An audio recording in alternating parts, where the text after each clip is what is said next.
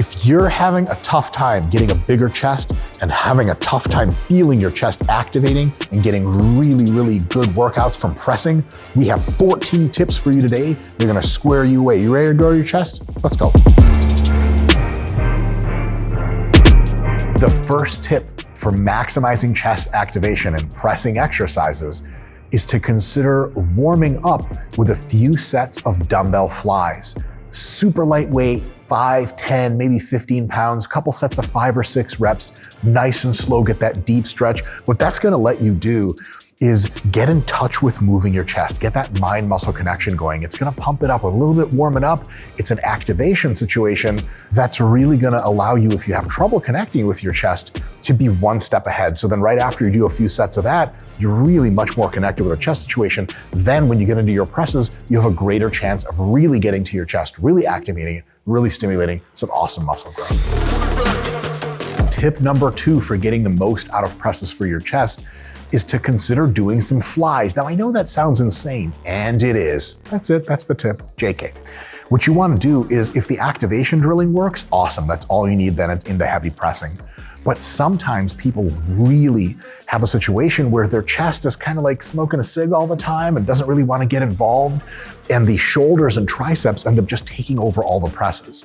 That can happen, but especially if you start with fly warm-ups, but then actually do 3, 4, or even 5 working sets of 10 to 15 reps in heavy flies, be it cable, be it dumbbell, be it machine, doesn't matter. Then you start your presses. When your chest is really pre-exhausted, it tends to be the limiting factor on presses, especially if you use dumbbell presses as that first pressing exercise, because in a conventional machine press or even barbell press, if your chest is kind of too tired, your shoulders and triceps can take over. And since it's a closed kinetic chain, it can actually, technically it's open chain, but you can't pull your arms apart or put them back together. That means the shoulders and triceps have to take over. However, if you do some flies first and then dumbbell work, if your chest isn't pushing, there's no amount of tricep activity that's gonna save you, because if your triceps try to take over but your chest can't push past this point, what happens when you activate them more? The dumbbells go out this way. What happens if you get your chest to here but no more? Nothing.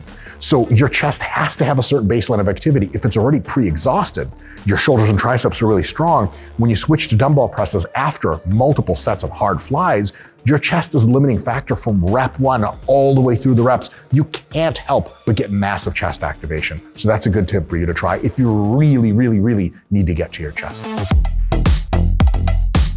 Tip number 3 is to retract your shoulders. What this does is it takes the front delts out of the movement a little bit. It also makes sure that as you're pulling your scapulae back, your chest is rising up. And that really allows you to connect with that mind muscle. And the best part is it pre-stretches your chest. We know that tension under stretch is better for hypertrophy. And as you pre-stretch your pecs, you connect instantly with the muscle when you feel where it is. Think about when you're stiff-legged deadlifting or doing good mornings. If you tilt your hips and pre-stretch the hamstrings, you really can feel them. And then it's not confusing how to do the movement. But if your hips are just loose, you have to go down really far and maybe hit the hamstrings. So that retraction, taking both shoulder blades and walking them under yourself, will already prop your chest up and get a really good stretch going for you, which really helps with activation and maximizing the stimulus. Fourth tip is to arch your back. Now, you don't have to do crazy cat back antics, but when you do a shoulder retraction, it really helps to also take your tummy and your chest and push them up, and take your hips and walk them back towards your shoulder blades.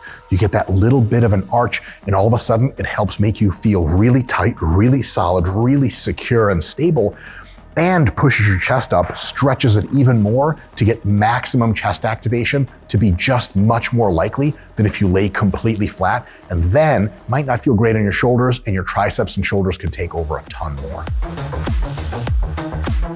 The next tip is to make sure that you have your chest nice and upright at the very bottom of the movement, and not allow yourself to cave in. When some folks come down with the bench press bar or the dumbbells or the machine, they cave in towards themselves. You want to keep your chest nice and upright, which actually takes us to the next tip, which is a more advanced tip. If you're really having trouble, because a lot of people, once you say just keep your chest up at the bottom, they're good to go. But if you're really, really caving, you want to cue even more than this.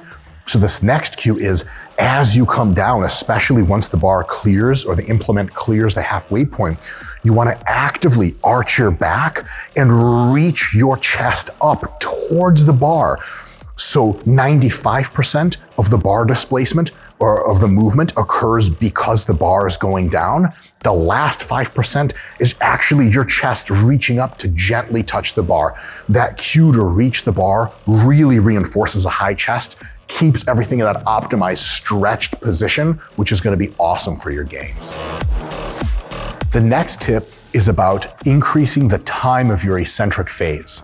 It's totally fine as long as you're under control to do 1 second or half a second.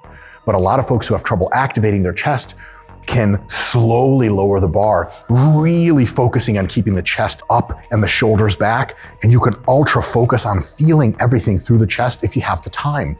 2 to 3 seconds on the eccentric can really, really help you get in that groove versus if you do it really quick. Is it like, am I activating my chest a lot? Am I using the proper mechanics? I don't know, it's all happening so fast. By slowing it down, it makes it more painful, which is good, but also then you can direct that pain into your chest, which makes it really what we want. The next tip is a bit advanced and you have to be very careful with it, using only moderate loads and very slow lowering velocities.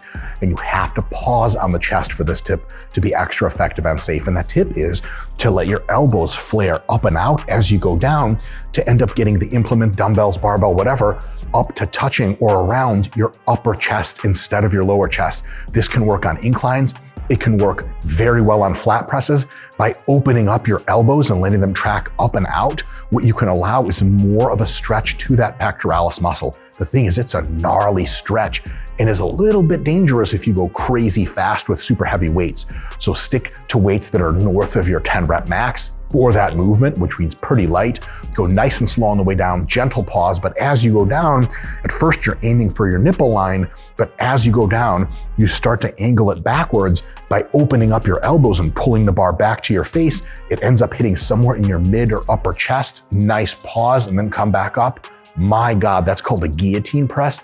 If you're not feeling your chest and you're pressing low, sometimes shoulders and triceps take over and the chest isn't really stretched much. The guillotine press will stretch the dog shit out of your chest. Literally, dog poop will come out of your chest. But if not, you'll at least get more jacked, which is pretty nice. The stretch is exceptionally and especially muscle growth promoting, especially if you have lots of tension on there and that tension is extended in how much time it's applied for, which means the next tip is a 2-for-1 tip. Yes, you can go slow all the way, but this tip isn't go slow all the way. It's you can start normal, but as you get closer to the chest, slow down extra. That's tip number 1 for this little grouping. Tip number 2 is when you're slowing down and you get to the bottom, spend 1 or 2 seconds in the hole at that deepest part of the stretch and then come up. So not only do you want to slow down towards the bottom, have to maximize the amount of time you have exposed to that long muscle length tension, but also if you pause at the bottom at crazy maximum tension, you get another second or 2 of tension application in the most growth promoting part of the movement. Give that some thought. With a barbell, this next tip is impossible, as you'll soon see. But with dumbbells and with many machines, it's actually a really awesome idea. Come down at the normal pace, whatever it is that you do, and when you get to the deepest part, if it's a barbell, the barbell just stops on your chest. But if it's dumbbells or a machine that splits open, what you can do is, as you get to the bottom, don't just hold in the same static position for 1 or 2 seconds. Take 2 or 3 seconds to let that weight push you in even more. So your bottom position at the end of the eccentric is going to be a certain distance. Your bottom position when the concentric restarts can be 1 or even 2 inches deeper. And we all know we can all use little 1 or 2 inches of depth, which is why I want to introduce you to my next unbelievable, I want to call it a device, but the FCC won't let me label that. It's called the Dildonator. Now let me explain.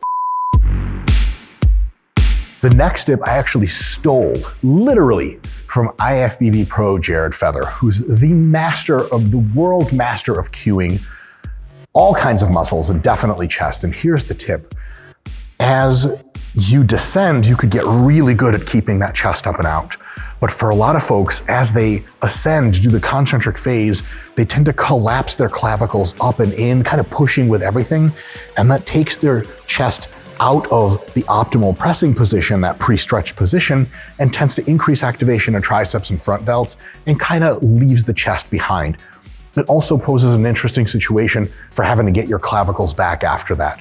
So as you press up, if you extra need special chest activation and it's really a bad deal for you, what you want to do is as you press back up, still reach at the very top up with your chest, which means you're not going to get that ASMR feeling throwing the weight lockout where your shoulders come forward. You're keeping your shoulders back the entire time. So the cue is chest up even at the top. That's going to allow you to feel pec tension all the way through the movement. And if you really have trouble with pec tension, that's a really awesome thing to be able to do. That's the first tip of this grouping. The second one is this. Even in barbells, definitely in machines, and for sure in dumbbells, what you can do is if you start losing your arch and retraction, to regain it by taking a quick pause during the middle of your set to arch and retract again. I usually recommend that folks do this when they're locked out, so the lockout allows them to brace against whatever implement they're using to push their stuff down. So rep number 5 or 6, you're feeling yourself slipping, your back isn't as tight anymore, your chest isn't as up, finish the rep, crawl your way back into position over a few seconds, and then crank out more reps. The last tip is if you really need some extra growth juice to come out of your chest, then what you might want to try is lengthened partials, especially after a full work set has been completed and you have a spotter or you're using dumbbells and machines. No, you're not strong enough anymore. You're too close to failure to get all the way up and all the way back down. But you might be able to do the bottom half or even the bottom third, controlling the weight still, not bouncing around, full control all the way up and down. That bottom half is the most growth promoting part of lift anyway. And if you have some extra energy at the end of a set, maybe even if you really struggle with chest growth at the end of most or all of your sets, put in lengthened partials. And if you're doing RIR reps in reserve, if it's 2 reps in reserve that week, stop at 2 RIR on the full reps and get to 2 lengthened partial RIR on that lengthened partial superset, and you're good to go. This has a high probability of really messing you up in the best way possible. So I wouldn't just turn all of the work sets into also supersets for lengthened partial. Try with 1 at the end of each major exercise, see how it feels. All right, folks, that was 14 and maybe even more in there with some combos.